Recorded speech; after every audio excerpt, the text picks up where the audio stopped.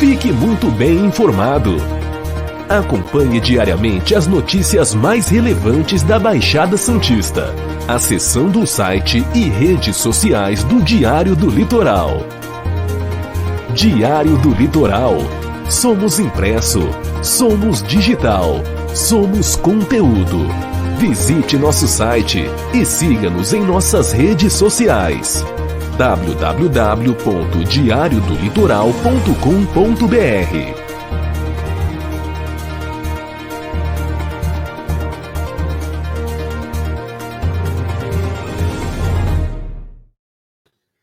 Olá, sejam todos muito bem-vindos ao nosso programa Cidades em Debate nesse último dia do mês de janeiro. Hoje, dia 31 de janeiro de 2022, já se foi o primeiro mês, né, do mês de janeiro do ano de 2022, passando rápido o tempo, e um ano muito importante, um ano eleitoral, e a gente começando aí mais uma semana também, já dando aquele boa tarde, boa noite a todos os nossos ouvintes, os nossos telespectadores, pessoal de toda a Baixada Santista, especialmente a população de Santos, São Vicente, Cubatão, Praia Grande, Guarujá, pessoal de Mongaguá, Itanhaém, Peruíbe, Bertioga, os 9 municípios ligados aqui no nosso Cidades em Debate, que é um programa de debate, onde nós vamos apresentar a nossa mesa com os nossos convidados para a gente debater os assuntos que estão em evidência na nossa região, no Brasil e no mundo também. Bom, vamos começar aqui a nossa programação já com os dados da Covid na cidade de Santos, é o boletim Covid. Houve diminuição no número de pessoas internadas na rede de saúde de Santos,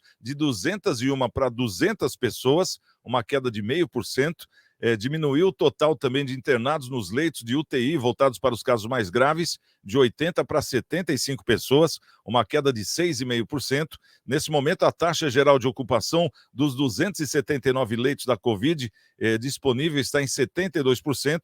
Entre os 116 leitos de UTI, a ocupação é de 65%. Na rede SUS, a taxa é de 57% e na rede privada é de 69%. E a gente ressalta esse site que você está vendo, é o santos.sp.gov.br/saúde/dados coronavírus. É um site que traz as informações sobre a Covid na cidade de Santos em tempo real, para você ficar acompanhando de uma forma online, né? E praticamente ao vivo o que está acontecendo em questão da pandemia. Bom, vamos começar aqui o nosso Cidades em Debate, já trazendo o doutor Maurício Baltazar de Lima, ele que é advogado, comentarista do programa, começo de semana. Seja bem-vindo, doutor, tudo bem? Boa tarde, Santiago Pérez. Tudo bem, graças a Deus. Já se foi aí o mês de janeiro, agora iniciando essa semana. Desejo que a semana e o mês de fevereiro seja abençoado a todos, cheio de alegria, de felicidades e realizações. Espero que o debate de hoje também seja positivo, que a gente possa informar adequadamente a nossa comunidade, bem como, de alguma maneira, trazer alegria ao nosso povo da Baixada Santista, Santiago. Cumprimento também os nossos pares aí da mesa. Espero um bom programa no dia de hoje. Boa tarde e boa noite aos nossos telespectadores. Tá certo, pessoal nos acompanhando pela TV Unisantos, canal 40.1 no aberto e canal 12 da antiga NET, que agora é Claro TV, e também pela TV Com, canal 11 da NET e canal 8 da Vivo TV. Marcelo Rocha, seja bem-vindo, abertura de mais uma semana e praticamente mais um mês, né, Marcelinho? Como é que você está? Olá, Santiago, obrigado pelo convite, estar aqui participando com você e todos esses amigos de bancada. Para mim é uma honra, sempre um prazer estar aqui e sempre à disposição, né, para a gente comentar os assuntos que norteiam a nossa vida e o nosso dia a dia. Tá certo, conosco também o nosso querido Paulo Schneider, ele que é o dono da Beach Fit Moda Praia Fitness, ali na Bernardino de Campos, perto ali da estação do VLT, né, da Bernardino de Campos. E o Paulinho, como empresário também, vai dar a sua contribuição aqui nos comentários, né? Ele que sente na pele como patrão, né? E também com seus funcionários, todos abraçados hoje numa só caminhada, né, Paulinho? Porque já foi o tempo de patrão e funcionário serem separados, né? Hoje em dia, um está torcendo pelo outro, essa que é a grande verdade, né? Ainda mais depois, praticamente, vamos dizer assim, né, se Deus quiser, praticamente depois dessa pandemia, que ainda está assustando um pouco, né? A tal da Omicron, mas a gente torce para que dias melhores virão, tanto para funcionários quanto para patrões também, né, Paulinho? Boa tarde, Santiago. Boa tarde aí, doutor Maurício, Marcelinho. Boa tarde a todos. Como passou rápido esse janeiro, né? Estamos no último dia de janeiro, dia 31, né? Graças a Deus aí aberto, a gente trabalhando, podendo trabalhar. E vamos que vamos, né? Vamos, tomara que esse pico aí da Omicron caia e que a vida volte ao normal. Tá certo, e a gente torce para isso mesmo. Dias melhores virão, né? Como diz. Bom, vamos começar aqui o nosso programa. Já vamos trazer uma matéria, claro, não pode ficar de fora, né? Até para a gente poder analisar aqui, haja vista que nós já vimos aí várias pesquisas, né? Nesses tempos, e agora parece que o negócio está se ajeitando de uma outra forma, né? Parece que aqui o panorama está diferente. Uma nova pesquisa eleitoral foi divulgada semana passada pelo Instituto Futura, em parceria com o Banco Modal. Na pesquisa por sondagem espontânea, o ex-presidente Lula aparece com 33,4%, presidente Bolsonaro com 30,3%, já no cenário estimulado, o petista aparece com 36,9%, enquanto Bolsonaro com 31,4%. Apenas 5,5% de diferença entre os candidatos. Sérgio Moro está distante, né, desses números, com 8,5%. Teve uma queda de 0,5%. E Ciro Gomes com 5,6%, que seria o quarto candidato. Já Rodrigo Pacheco e Simone Tebet caíram de 1% para 0,5%. Tanto que o Rodrigo Pacheco parece que já está tirando o time de campo. E a Simone Tebet, o partido já está começando a exigir a saída dela como pré-candidata para que se coloque um outro nome.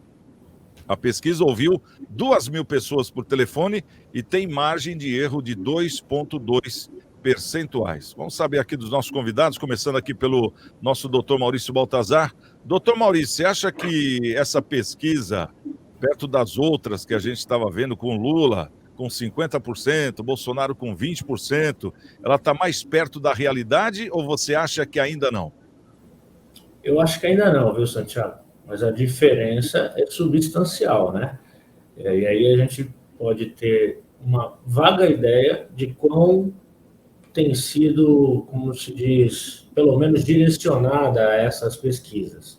Afinal de contas, como no programa passado, o economista, enfim, trouxe aqui o prejuízo, entre aspas, que os bancos, de modo geral, estão tomando com o governo Bolsonaro, no que diz respeito às inovações do PIX e outras modalidades de administração do Banco Central, que tem trazido um certo benefício econômico para o povo em geral, mas um sensível prejuízo para os bancos. E essa pesquisa, né, foi encomendada pelo Banco Modal, enfim, é um daqueles que tem interesse, talvez, na eleição do Lula e não do Bolsonaro. Então, assim, na medida do possível, essa pode também ser direcionado, esses telefonemas, para um nicho de eleitorado, enfim, indicado. Espero que não, espero que seja uma pesquisa séria e ela realmente está mais próxima do que eu vejo aqui no dia a dia, nos atendimentos, enfim, em tudo aquilo que eu convivo no dia a dia. Mas, ainda assim, vejo com reserva, porque, como dito, as instituições bancárias, de modo geral, têm apoiado a oposição, porque tem interesse, um real interesse no sucumbimento da atual administração, em razão dessa reforma citada, dessa economia que está trazendo para o povo em desfavor do lucro bancário, Santiago. Então, eu ainda vejo com reserva, mas realmente está mais próxima do que eu penso, do que eu tenho percebido aí da população, dos meus clientes, enfim, da experiência como eleitor. Eu acho que essa está mais próxima de tudo que tem aparecido até hoje. Ô, doutor Maurício, eu vou fazer uma pergunta até de âmbito mais pessoal, né? Claro que se eu não quiser responder não tem problema, mas o senhor tem bastante pessoas conhecidas, né? Pessoas de várias camadas sociais, de vários graus de instrução, enfim. Eu faço uma pergunta, você tem visto o pessoal falar mais do Bolsonaro ou o pessoal está falando também do Lula ou do Moro? Como é que você está vendo esse painel aí eleitoral? Infelizmente, Santiago, o que eu tenho ouvido, o que eu tenho comentado é aquela expressão que não é boa, né? De todos é o menos pior, né? Da nossa realidade é o menos pior. Que o governo Bolsonaro está assim longe de ser o ideal, tem uma série de imperfeições, enfim, mas há algo de positivo na sua administração. E aí, com as pessoas que a gente vem conversando sobre política, né, estagiários, clientes, as pessoas vêm pedir orientação no que faz com patrimônio, enfim, o que vem de final é justamente, olha, dos males o menor, o Bolsonaro, pelo menos, não traz perigo no que diz respeito à corrupção, pelo menos o perigo é menor, não se tem notícia de corrupção ativa da parte dele, enfim, a questão da segurança jurídica e de um futuro lá no final do túnel, né? Então, nesse sentido, que Data Vênia não é o melhor, né? A gente queria um político que exaltasse toda a população, mas é o que tem se apresentado. E os outros nomes não vêm, como é que eu vou dizer? É como se fosse mais do mesmo, e ninguém emplaca, ninguém tem a representatividade de que precisa para governar esse país. Então, eu imagino que as eleições futuras, agora de 2022, vamos ter Bolsonaro novamente, salvo se alguma coisa de ilícito aí aparecer, porque é a minha experiência, é o que eu entendo. A grande maioria dos trabalhadores que eu atendo, das pessoas aqui engajadas no mundo do direito, enfim, todo mundo está com o Bolsonaro, não porque ele é o melhor dos mundos, mas é o que tem para hoje. Infelizmente, os seus opositores não têm condição, não têm a representatividade e traz em si mais dos mesmos, né, da corrupção que a gente já está acostumado a ver. Ô Marcelo Rocha, gostaria do seu comentário aí quanto à questão da nova pesquisa, né, que está trazendo agora um cenário mais equilibrado, vamos dizer assim, bem longe daquela primeira que nós vimos, que o Lula estava com 58%, Bolsonaro não tinha 20%, né? Que o Lula já levaria no primeiro turno. Agora, pela pesquisa que a gente vê apresentada, já tem um certo empate, né? O que será que está acontecendo? Será que o pessoal da pesquisa não está acreditando no candidato deles? Ou você acha que essa pesquisa está mais perto da realidade, sim? Olha, Santiagão, eu acho que essa pesquisa já está sendo analisada, né, e foi protocolada no Tribunal Regional Eleitoral, né, ou TSE. As pesquisas até 31/12, o doutor pode me corrigir se eu estiver errado, até 31/12, elas não tinham nenhum vínculo com o Tribunal Superior Eleitoral. Então, você poderia fazer, coloca lá sua metodologia e tudo mais. A partir de janeiro, de 1 de janeiro, as pesquisas elas têm que ter a metodologia, tudo como é que é feito, quem é entrevistado, tal, tem que ser mandado para o Tribunal Superior Eleitoral. Então, a credibilidade começa a aumentar, né? E aí você começa a ver a distorção, porque, obviamente, muitas coisas que eram pesquisadas, incrivelmente, deixam de ser, né? Deixam de ser. Então, a gente vê que muita coisa acaba não sendo verdade, né? E a gente fica vendo o cenário se transformando. E a partir de janeiro, dessas pesquisas que vêm a partir de agora, né? Eu entendo que a gente vai começar a ver a verdade nas pesquisas, né? A verdade nas pesquisas. Vamos aguardar ainda para ver de outros meios de pesquisas, meios de imprensa também e tal, para a gente poder fazer um comparativo, né? Mas eu acho que a mudança radical aí nesse cenário político, por conta da pesquisa, se dá por conta da obrigatoriedade do envio de dados ao Tribunal Superior Eleitoral. Eu estou entendendo que está nessa linha aí. E, Marcelinho, a outra pergunta que eu fiz para o doutor, eu vou fazer para você também. Na sua roda de amigos, porque eu sei que você é uma pessoa bem politizada, é um contador renomado aí na cidade de São Vicente, então você também tem um grupo muito grande de pessoas amigas de todos os gostos, né? De todos os critérios. O que você tem mais ouvido o pessoal falar? Do Bolsonaro, do Lula, do Moro, do Ciro? Como é que está a sua realidade aí? Olha, eu tenho ouvido as pessoas falarem que acreditam mais no Bolsonaro, tá? Mais no Bolsonaro. Não sei se isso... Se eles têm vergonha, medo de falar de Lula, Ciro.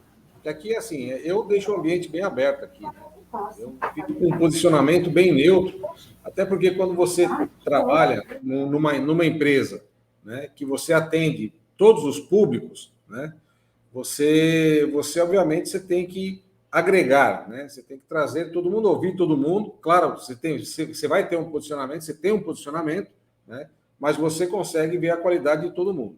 Então, para mim aqui, tem vindo mais o pessoal dizendo que acredita na reeleição do atual presidente e não acredita na eleição do Lula por conta de todo um passado, né? Todo um passado que, apesar de ter caído aí por conta de vários problemas, ficou marcado aí na história. Bom, Paulinho, o Marcelinho deu uma explicação muito boa, falando que agora tem que ter a legitimidade da pesquisa, né, a partir de janeiro, então por isso que talvez o cenário seja outro. Aparece aí o Lula praticamente empatado com o Bolsonaro. Agora, nós estamos falando de instituições de peso, é o Datafolha, é o Ibope, são esses institutos que trouxeram esse resultado aí, né, onde o Lula estava ganhando no primeiro turno. Agora, vamos acompanhar a pesquisa. O Lula perdeu 40% em um mês, Paulinho? Pesquisa, para mim, é o seguinte, você tem quem manda fazer a pesquisa, certo? E você vai estar pesquisando em um determinado nicho, um determinado local, você vai realizar a pesquisa com um determinado grupo de pessoas. Então, pesquisa, cara, é um negócio muito subjetivo, né? Porque você veja bem, a pesquisa para governador, não vou nem citar para presidente, mas a pesquisa para governador estava colocando, por exemplo, o Dória com 1% de chance, né? E o Dória acabou sendo governador. A própria pesquisa que teve na época das eleições, o Bolsonaro perdia para todo mundo. Perdia para o Alckmin, perdia para todo mundo. Então, ele chegou a ser presidente da República. Então, quer dizer, no Datafolha colocavam ele que perdia, no Ibope colocavam ele como perdedor. Então, a pesquisa, cara, é um negócio muito subjetiva, né? Então, ela vai muito de encontro de quem está mandando fazer a pesquisa, né? Que nem o Eduardo falou bem agora sobre isso, esse cadastramento aí dos dados no TSE, dá uma transparência também muito maior, então, porque você vai ter que falar para o TSE quem que você está entrevistando, quem são as pessoas que foram entrevistadas, o número certo, escolaridade dessas pessoas, localização dessas pessoas. Então, acho que dá mais transparência nessas pesquisas eleitorais. Mas eu vou falar um negócio para você, cara. Eu, sinceramente, não acredito em pesquisas. E como é que, por exemplo, é isso que eu fico pensando, Paulinho, uma pessoa que nem você, uma pessoa que é instruída, uma pessoa que conhece, que já acreditou no Ibope na sua vida, já não acreditou no Ibope alguma vez na sua vida? Eu acho que todos nós aqui já acreditamos no Ibope alguma vez na vida, que é um instituto que vende credibilidade, né? Como é que pode, num momento desse, um candidato que vinha na frente para ganhar no primeiro turno perder 40% em um mês? E aí, coincidentemente, é o que o Marcelinho falou, que agora entra uma lei de responsabilidade de dados, né? Doutor Maurício, isso não é uma fake news? Já que falam tanto em fake news? Então, é fake news em tese, mas como não estava em vigência a regulamentação, justamente por causa do ano, enfim, entrou agora em janeiro essa obrigatoriedade, toda e qualquer pesquisa tem que trazer a público a sua metodologia, esse direcionamento que eu me referi antes fica mais evidente. Então, eles têm que, de certa forma, diminuir essa evidência até para a questão de credibilidade do público, mas também evitar apurações de responsabilidade civil, inclusive se não criminal, por falta de veracidade na sua pesquisa.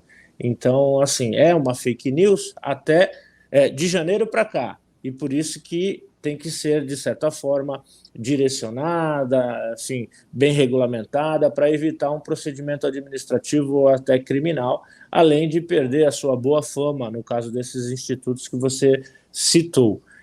Eu penso que daqui para frente, como muito bem falou o Marcelinho, essas pesquisas estarão mais próximas da realidade.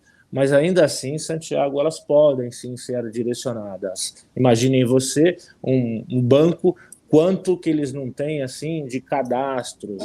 Ligue para esse determinado tipo de pessoa, esse nicho de clientela, que eles estão mais veiculados àquilo que o Lula, por exemplo, propõe, e aí certamente esse tipo de pessoa, essas 2.000 pessoas direcionadas dentro de um cadastro de banco, por exemplo, só para citar um exemplo fático, certamente vão responder a favor do Lula. E aí está direcionado, no meu ponto de vista, mesmo assim vai estar atendendo a metodologia que o Tribunal Superior Eleitoral está exigindo. E ainda assim é direcionada. Em tese está dentro da lei, mas ainda assim é direcionada. Então eu penso assim, concordo com o Paulinho, melhor não acreditar nessas pesquisas que acabam direcionando, enganando com fake news ou com pesquisas direcionadas, como eu estou citando, apostar no seu candidato democraticamente e buscar a eleição desse e, depois de eleito, cobrar, como a gente tem feito aqui no programa. O doutor Maurício falou com muita propriedade, algo muito importante, né? Porque hoje a gente vive num mundo de algoritmos, né? A gente já conhece o que é o algoritmo, os grupos, né? Então, muitas vezes, não vamos nem falar em Lula ou Bolsonaro, que um dos dois pode usar esses dados para se dar bem numa pesquisa. Vamos falar de um candidato que está lá embaixo da pesquisa, de repente está precisando aparecer. Porque, quer queira ou não, o Marcelo, o brasileiro ainda tem aquele negócio, né, de chegar na hora da eleição, não, eu vou votar em quem está primeiro, porque eu sou campeão. O brasileiro tem essa idolatria ainda, né, de achar que tem que votar em quem está na frente, não no que ele gosta, né? Tanto que você até comentou, não sei se é por vergonha, que as pessoas muitas vezes não falam, essa vergonha existe, exatamente isso, né?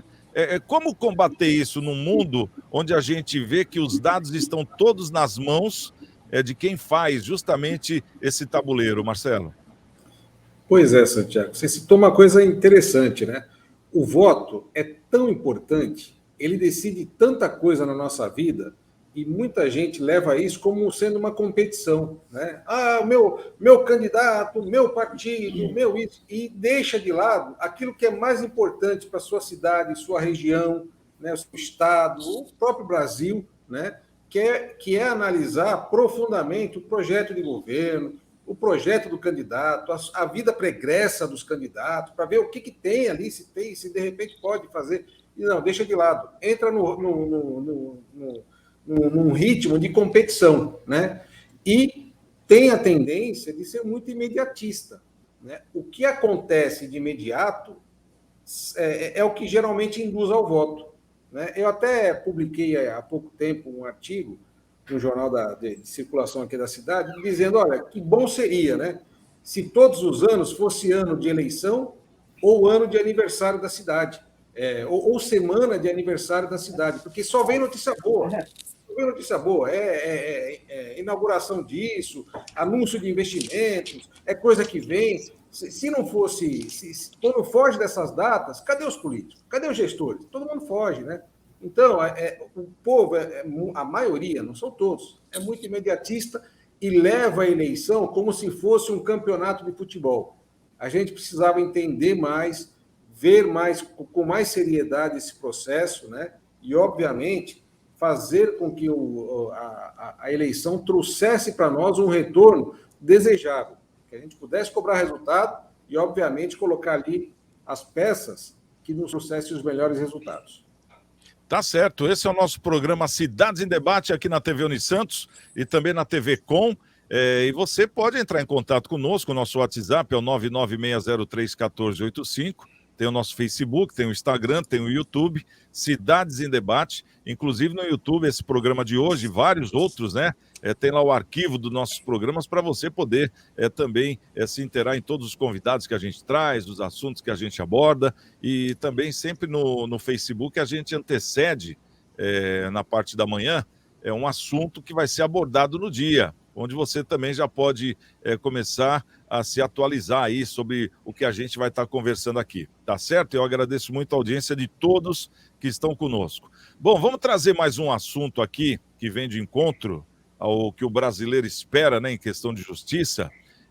Claro que a gente não pode falar como um juiz, eu acho que eles têm argumentos para isso, Mas essa é uma notícia que eu tenho minhas dúvidas se o brasileiro queria ouvir isso.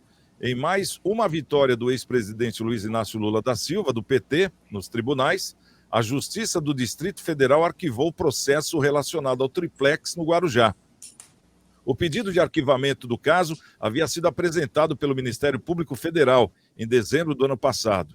Na ocasião, o órgão argumentou que uma decisão do Supremo Tribunal Federal já havia anulado em abril desse ano, né, ou seja, o ano passado, todos os atos do processo.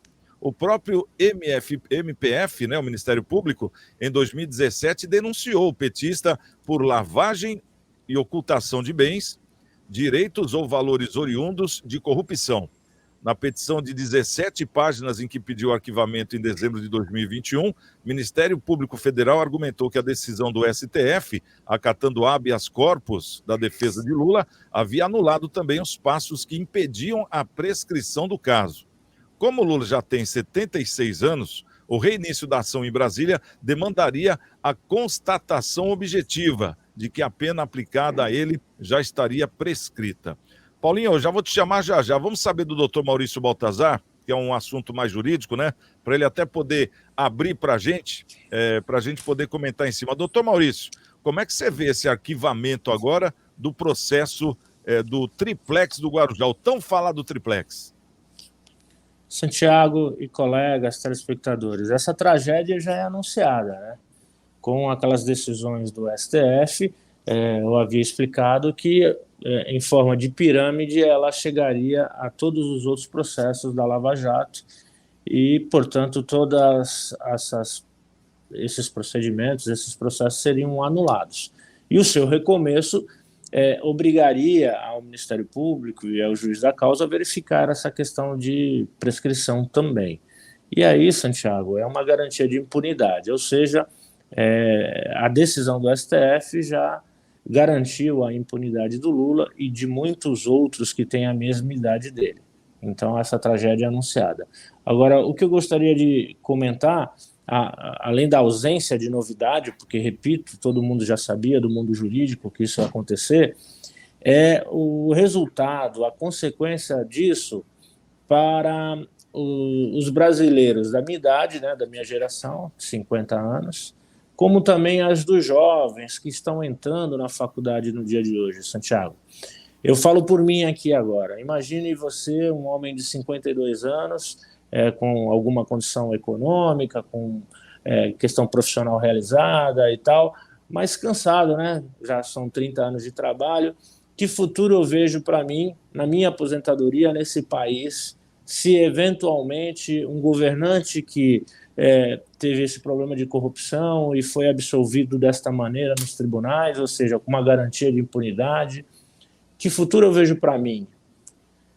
Melhor do que isso, ou pior do que isso, Santiago? Eu, na condição de pai, tenho 3 filhos, um entrando na faculdade agora, eu me coloco no lugar do meu filho e pergunto, o que eu espero do país no meu futuro? Vou ficar aqui no Brasil, vou me formar e vou ficar aqui no Brasil, com essa garantia, com essa segurança jurídica toda, com essa questão de impunidade certa, absoluta, de que político corrupto não é preso e não repara o dano causado à população? É com muita tristeza que eu vejo e analiso essa questão, Santiago. Não vejo um futuro bacana para mim, na minha melhor idade, e me preocupo e prevejo que o meu filho e muitos jovens brilhantes, que eu espero que o país tenha, e tem, o brasileiro é muito bom em tudo que faz, vão acabar indo para qualquer lugar do mundo, porque aqui, infelizmente, a corrupção corrói, melhor dizendo, e acaba com o futuro, seja de um futuro idoso como eu, como os jovens. Vai ficar fazendo aqui o que aqui nesse país, sem nenhuma garantia, sem nenhuma segurança jurídica, enfim. É uma reflexão que é muito triste de fazer, até me emociono de vez em quando pensando nisso, porque eu adoro esse país e eu espero que ele realmente fosse melhor nesse sentido, principalmente para os jovens. Nós já fizemos muita coisa, já aproveitamos muita vida, mas eu me sinto vencido, derrotado pela corrupção com resultados como esse, Santiago. Doutor Maurício, você tocou num assunto importante. A nossa geração, você acha que a nossa geração perdeu a guerra? Uma batalha importante, no mínimo. Principalmente essas eleições, né, Santiago?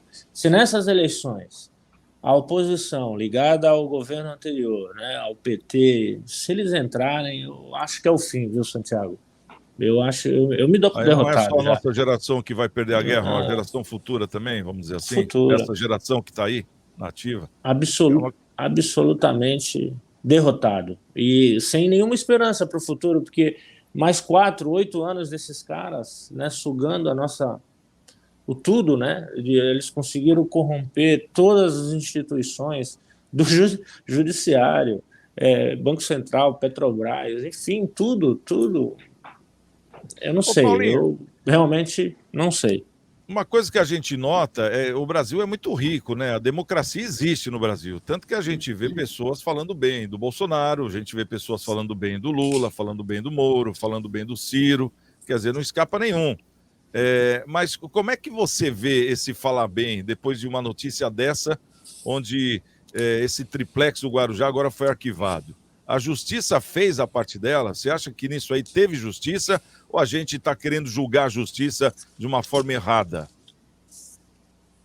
Santiago, eu vejo com muita tristeza, né?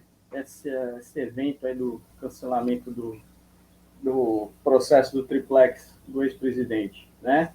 Eu vejo que é que nem o doutor Maurício falou, a gente, de longe, a gente vê que a corrupção está ganhando, né?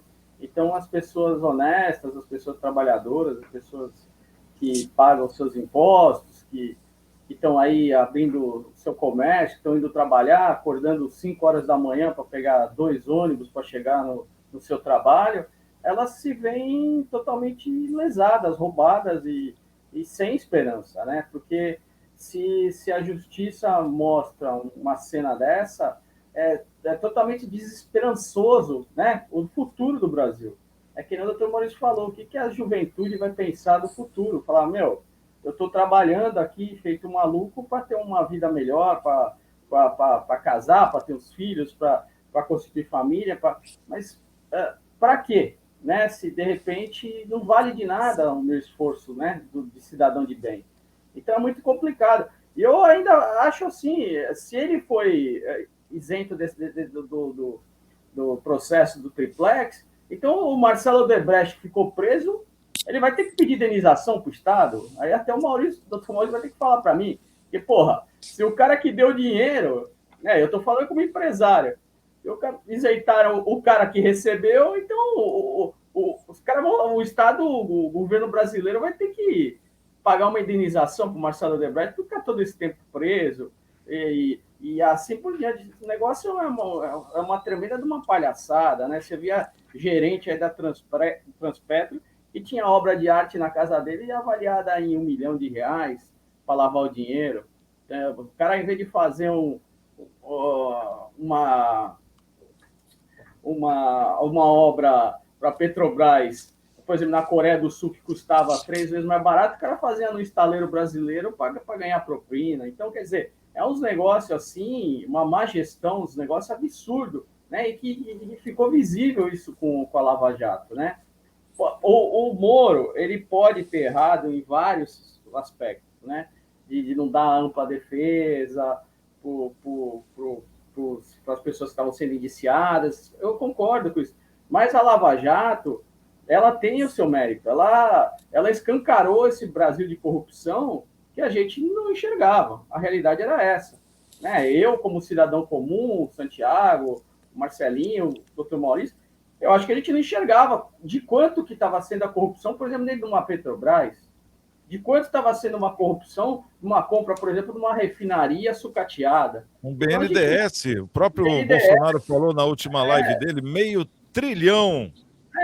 BNDES emprestando dinheiro para fazer porto em Cuba, sem garantias nenhuma, né? Emprestando dinheiro para a Venezuela. Então, quer dizer, a gente não tinha essa noção, esse quantitativo de quanto que a gente estava sendo lesado, né? Então, eu vejo isso como empresário, como cara gerador de emprego, a gente acorda cedo, passa dificuldade, tenta estar aqui todo dia com a nossa loja aberta, com nossos negócios, e eu fico bastante desesperançoso, né? Meu sócio tem 2 filhos também, um deles é engenheiro numa multinacional, o outro está fazendo faculdade, mas eles também ficam desesperançosos, né? Porque é uma notícia que abala a sociedade de bem, né? Eu fico muito triste com essa notícia. Ô Marcelinho, a gente vê esse modelo aí, por exemplo, claro que a gente tem que acreditar na justiça, a justiça está aí justamente para fazer a justiça, né? Vamos acreditar nela. Mas, por exemplo, no caso das pessoas que a gente está falando aqui, de todas elas, né? Qualquer caminho que você trace, qualquer investigador amador ou detetive particular amador que faz cursinho pela internet, ele vai achar alguma coisa, né? Ele vai achar, vai ver que tem evidência, né? E os caras, de alguma forma, se blindaram, se protegeram, calcularam tudo isso, mesmo sabendo que iam deixar rastro. Isso aí, para não falar que a justiça está errada, porque eu acho que não está, porque a justiça julga, e vamos separar aqui quem está sendo julgado da justiça. São dois pontos totalmente diferentes, um de cada lado. Mas você acha que, nesse caso, a justiça tomou um checkmate da bandidagem? Olha, eu acho que o juiz Sérgio Moro fez um trabalho tão excepcional que era o nosso paladino da justiça, né? Trazendo à tona aí, junto com os agentes aí da Lava Jato, tanta coisa suja, né? Que ainda deve ocorrer em menor proporção, mas ainda deve ocorrer, né? E, de repente, tudo isso aí cai por água abaixo por conta de uma falta de atenção a um procedimento, a uma regra, um regramento, né? E por conta da falta de atenção ao regramento, todo um processo é desqualificado. E quem é réu passa a vítima. Olha que maluco, que coisa doida, que coisa doida. De repente a pessoa é ré, né? Tá lá de ré e tal, e aí passa a vítima. De repente ela tem os bens confiscados, passa a ter direito à indenização, como o Paulinho disse aí. Eu acho que isso só acontece no Brasil, né? Só acontece no Brasil, onde tem um STF que julga uma segunda instância, que tem que dar prisão, que tem que ser preso, e depois passa um tempo, o mesmo juiz que falou que era contra, depois virou a favor. Quer dizer, é difícil. Eu acho que o nosso Código Penal, ele deve estar uma concha de retalhos, tem muita coisa, precisava ser revisto, ter um reposicionamento ali, né? Precisava juntar os juristas aí de qualidade. O doutor Maurício deve sofrer muito isso daí e deve, obviamente, se utilizar também dessas deficiências para os seus clientes. A lei permite, se a lei permite, é válido e acabou, ponto. Se a lei permite, é válido, ponto. Se o Lula hoje está absolvido, ponto. Ele está absolvido, ele não é criminoso. Acabou. Legalmente não é criminoso. Na mente é uma história, né? A gente sabe tudo que viu, né? Mas na mente não é. Então, é maluco todo esse pensamento. A gente vê um paladino da justiça, de repente, se tornar um cara que não tem credibilidade hoje, né? Nem nos que são da direita, nem nos que são da esquerda. Veja. Então, Brasil, gente. Infelizmente, eu tenho que dizer assim, Brasil, tem muita coisa que precisa ser melhorada e precisa mudar. Tá certo. Bom, nosso Cidades em Debate aqui na TV Unisantos, canal 40.1 no aberto, também no canal 11 da NET, né? E o canal 8 da Vivo TV, onde é a TV Com, que também estamos fazendo o programa pela TV Com. À 13h pela TV Unisantos, de segunda a sexta, e às 19 horas, mais conhecida como 7 horas da noite, pela TV Com também, para toda a Baixada Santista. Bom, vamos trazer aqui o nosso Momento Câmara, vamos trazer aqui um recado rapidinho, 30 segundos para a gente dar uma hidratada, né? E já a gente conversa aqui com o Maurício Araújo, ele que vai trazer o Momento Câmara. Rapidinho a gente está de volta. Fique muito bem informado. Acompanhe diariamente as notícias mais relevantes da Baixada Santista, acessando o site e redes sociais do Diário do Litoral. Diário do Litoral. Somos impresso, somos digital, somos conteúdo. Visite nosso site e siga-nos em nossas redes sociais. www.diariodolitoral.com.br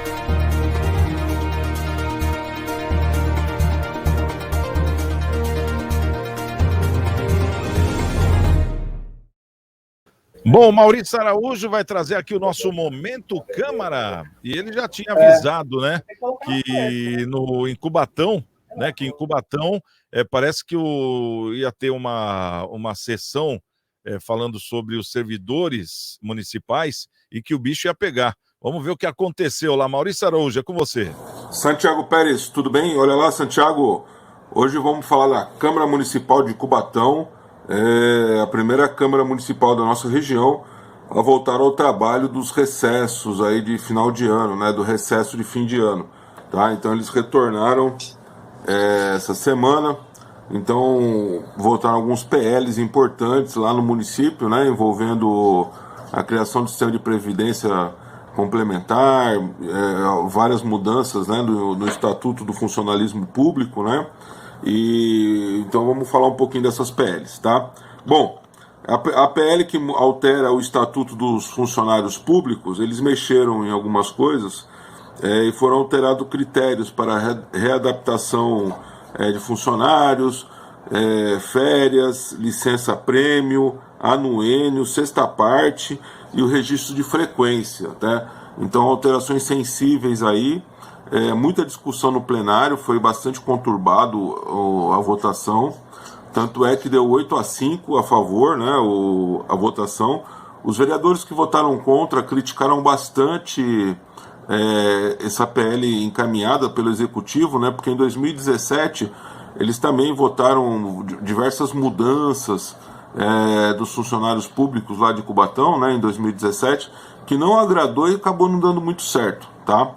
Não surtiu o efeito que eles esperavam nas votações. Então os vereadores que foram contra essa PL tentaram lembrar bastante o que ocorreu lá em 2017, que não trouxe benefícios para os funcionários públicos.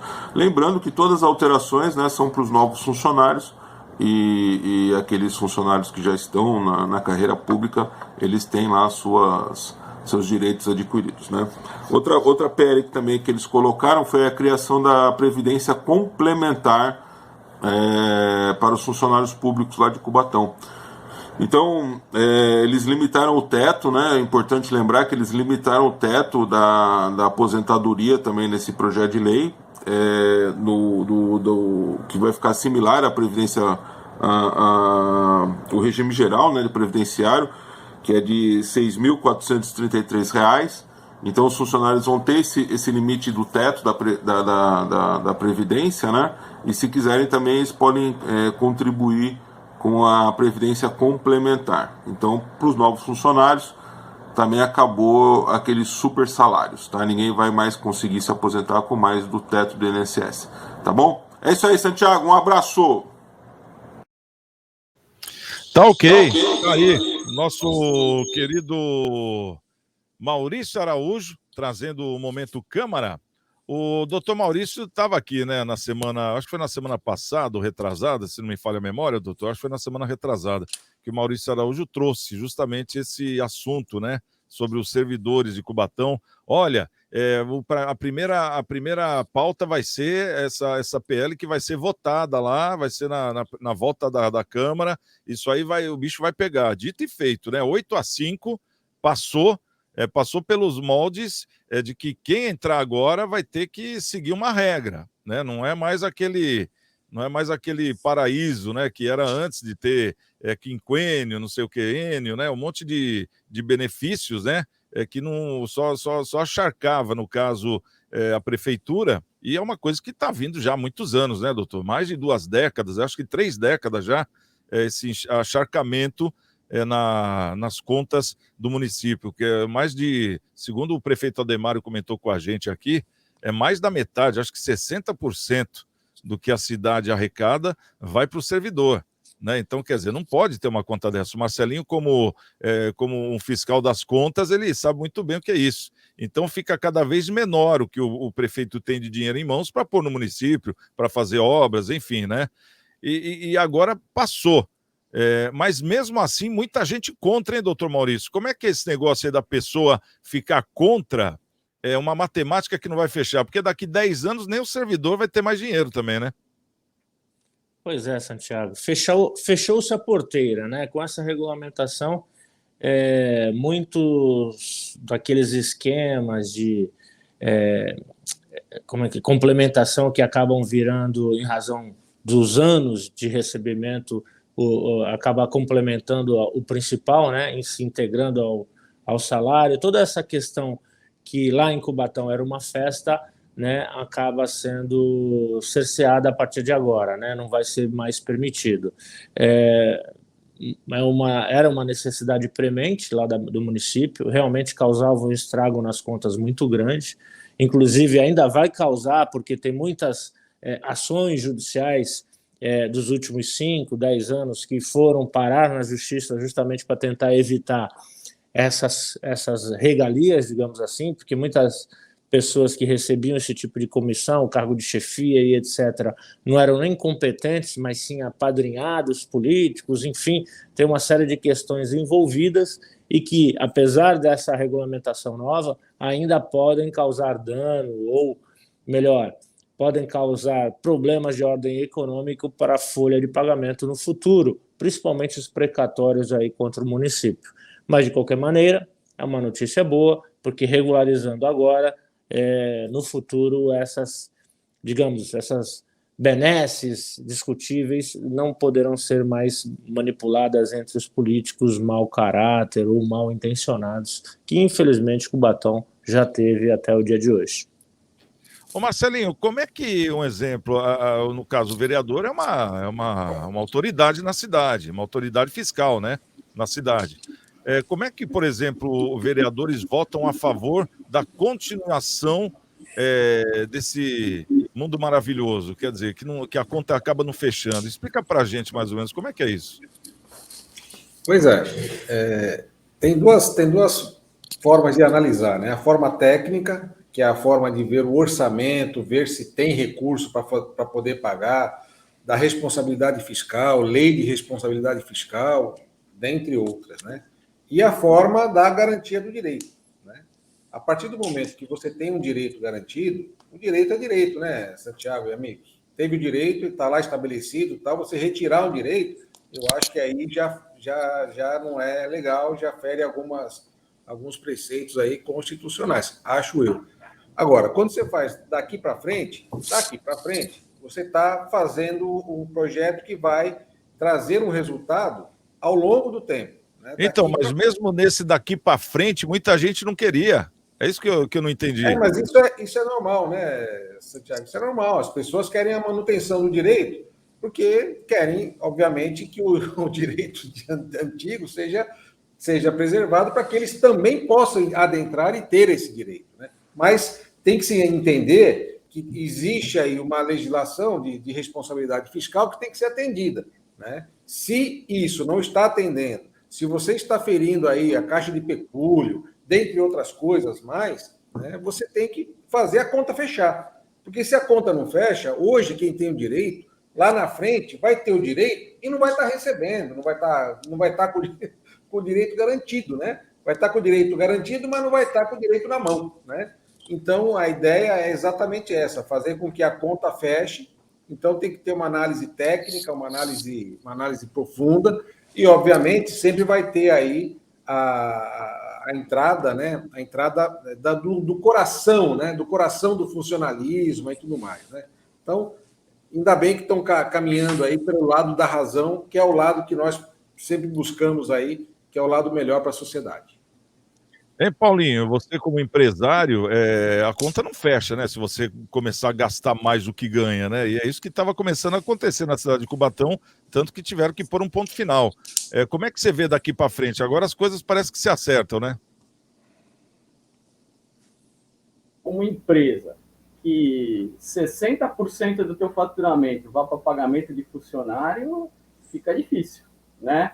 Fica difícil para você investir, para você comprar uma matéria-prima, para você produzir, para você crescer, né? Então, eu não sou contra o funcionalismo público. Eu só acho que tem que ter instrumentos para você ver, para você premiar e até pagar melhor o bom funcionário público, né? E não fazer que nem é hoje em dia. Então, o cara tem 5 anos lá de funcionário público, o cara ganha uma letra, ganha um cargo maior, ganha um salário mais alto, e sem sem justificar produtividade, entendeu? Eu acho que o funcionário público tinha que ter algumas regras de fiscalização de produtividade. Pô, como a gente aqui da iniciativa privada. Então, a iniciativa privada, eu sempre trabalhei na iniciativa privada. Então, se eu quero ganhar mais, eu tenho que produzir mais. Se eu quero ter um ganho maior, eu tenho que produzir, eu tenho que vender, eu tenho que ter um ganho maior para me ganhar mais. Eu acho que o funcionário público também tem que ter essas regras da iniciativa privada. Eu acho que você tem que premiar o funcionário público que trabalhe direito, que trabalha bem para a população, e você tem que, sei lá, exonerar ou fazer algum meio para aquele funcionário que entrou lá para se aposentar não fique eternamente mamando nas tetas gordas do governo, né? Realmente, aí não dá, né? Aí ninguém quer, né? Porque, quer queira ou não, do outro lado existe o povo que paga imposto, né? E Sim. o povo é que está bancando tudo isso. Exatamente. E muitas vezes o povo está bancando para ter serviço em troca, né? E quando vê, está pagando para funcionário público. Eu também não sou contra, né? Mas eu acho que tem que ter, como disse o Paulinho, uma regra, um regramento, como todos nós concordamos aqui, né? Tem que ter um regramento. E quem está entrando agora já sabe como é que é a situação, né? Aquele que já tem aquele combinado, tudo bem, continua até se aposentar e dali para frente. Então, quer dizer, mesmo assim, acho que vai demorar um tempo ainda para as contas se ajustarem na cidade de Cubatão, mas já foi um grande passo. Parece que não, mas foi um grande passo.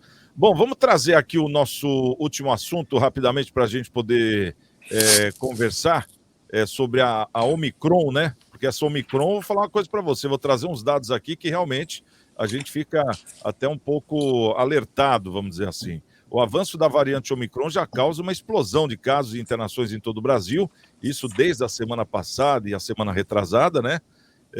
A Fiocruz atestou que em 7 unidades da federação a ocupação dos leitos de UTI da Covid já ultrapassam os 80%.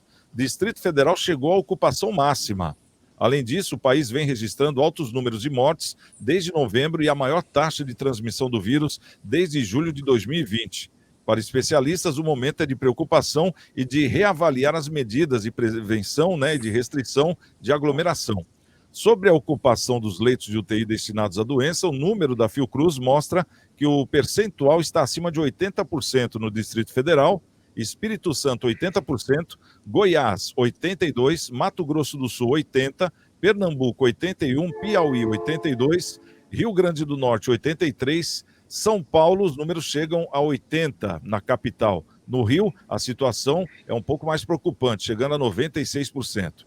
Já na cidade de Santos, o prefeito Rogério Santos disponibilizou mais 20 leitos de UTI, isso semana passada, para garantir assim o atendimento de toda a Baixada, porque a cidade de Santos é a cidade piloto, vamos dizer assim, é a cidade central aí que atende toda a Baixada Santista. Agora eu quero saber aqui dos nossos convidados, doutor Maurício, Paulinho e Marcelo, a gente já tem os dados, a gente já sabe como é que é a Omicron, 1 minuto para cada um. Eu tive vendo alguns dados que o governo estadual retirou mais de 10 mil leitos que tinham sido montados naqueles hospitais improvisados, né, por todo o estado de São Paulo, então acabou desativando 10 mil leitos. E agora estão reativando de novo, já reativaram 2 mil. Vocês não acham que seria interessante deixar esses leitos, porque não é só a Covid que mata, né? E a gente sempre teve um superávit, né, de atendimento, vamos dizer assim, na rede de saúde pública. O que você acha disso, Marcelinho? 1 minuto. Santiago, eu entendo que a manutenção dos leitos ela tem que acompanhar o número de profissionais que o Estado tem à disposição, o Estado, municípios, seja lá quem for, né? A desativação ela veio acompanhando aí a diminuição do número de casos e também de óbitos, né? Agora, com o aumento da Ômicron, dos casos, e diminuição, veja que o número de mortes começou a aumentar agora também, que é preocupante, né? Eles estão retomando aí os aumentos. Esperamos que não tenhamos aí falta de leitos, né? Pelo amor de Deus. Nós já tivemos aí várias etapas do processo pandêmico e eu acho que os gestores já aprenderam como é que funciona a pandemia. Então, se tiver falta de leito agora, aí, desculpe, já foge da gestão, já passa da má gestão e já entra na burrice. Porque, pelo amor de Deus, né? Já passou 3 etapas de pandemia para aprender a lidar com o processo mais enérgico da pandemia. Paulinho, como você vê essa situação, desativando o leito, sendo que a saúde pública sempre esteve na UTI, vamos dizer assim, né? Santiago, eu não me recordo, né? Eu tenho 53 anos de idade. Eu não me recordo até hoje ter o Sistema Único de Saúde tranquilo.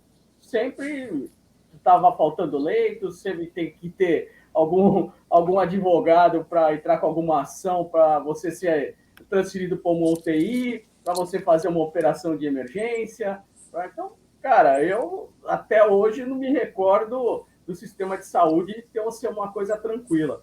E essa desativação, é que nem o Marcelo falou, ela se deu porque caiu os números de Covid, né, naquele momento, e você não tem nem gente suficiente para você atender essas UTIs, né? Então, falta médicos especialistas em UTI, falta enfermeiros especialistas, falta insumos. Então, quer dizer, é complicado você manter uma UTI sem ter aquela urgência de pessoas que necessitem desse tratamento, né? Mas eu acho que o Brasil sempre, historicamente falando, sempre teve problema na saúde. Doutor até parece brincadeira, sempre tem problema na saúde, né? Exatamente. Eu tentei então, evitar, mais médico, viu, doutor? senhores? Tentei evitar, viu, senhor? Mas o sarcasmo não... Eu acho que a gente tem que construir estádios. Estamos aí no ano da Copa. Vamos construir estádio. E o problema do SUS, de vagas na UTI, a gente deixa lá para frente. Afinal de contas, nós estamos no Brasil mesmo. E outra, estádios que ficaram para nada agora, né? Cá entre nós, aquele da Amazonas, vários, o de Goiás mesmo, vários deles estão parados, né? De Brasília. Daria para contratar vários profissionais da saúde e utilizar esses leitos que a gente já tem, né? Essa que é a questão que nós estamos falando aqui. É um exemplo. E servir de exemplo para o mundo inteiro. Por mais leitos se eu não tenho médico. Então a gente tem que contratar médico para poder atender a população. Essa que é a verdade, né? Que mal há nisso, né? Então, quer dizer, vamos desativar, vai ficar tudo lá praticamente estocado em algum lugar para usar, sabe-se lá quando, né? E isso tudo demanda até de tempo também, vai ficando... dali a pouco vai ficar tudo um monte de ferro velho, sendo que saiu do nosso bolso um dinheiro bem grande, né? No custo dessa doença aí.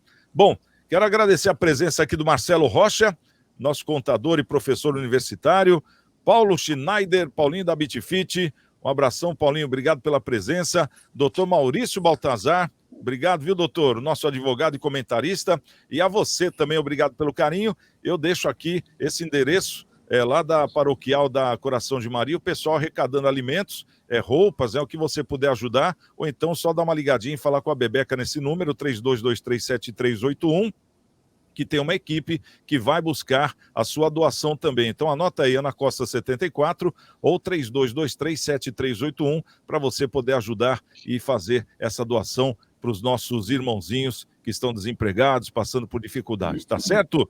Bom, um grande beijo, uma ótima semana e amanhã a gente tá de volta no nosso Cidades em Debate. Estamos com Deus e até amanhã. Quem chegar primeiro, espera o outro. Fui!